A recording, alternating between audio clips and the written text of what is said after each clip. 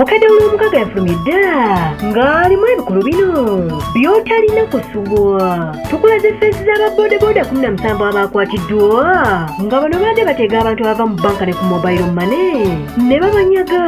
Mulimu engeri omubaka gyake gyagenze mu ttake okulula Lumbuye yakwatiddwa ku by'okubika abanene.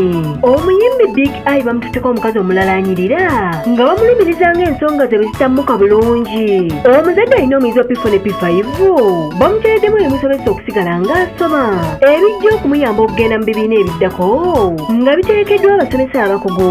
Musanyuka ne wiikendi tukulaze engeri abayimbi gye bafudde ekibuga ky'eggulu ekifo gye bagenda okusena amazzi g'omukisa mu by'emizannyo. Twasubwa engeri abaddusi gye basitudde Uganda mu mizannyo gy'Olympics oluvannyuma lw'okuwangula emidaali. Tukubidde ttooki mu nsiitaano ya Minisita ne Richesa nga balwanira Community Shield. Gano n'amalala mukedde olw'omukaaga agula 10 zokka.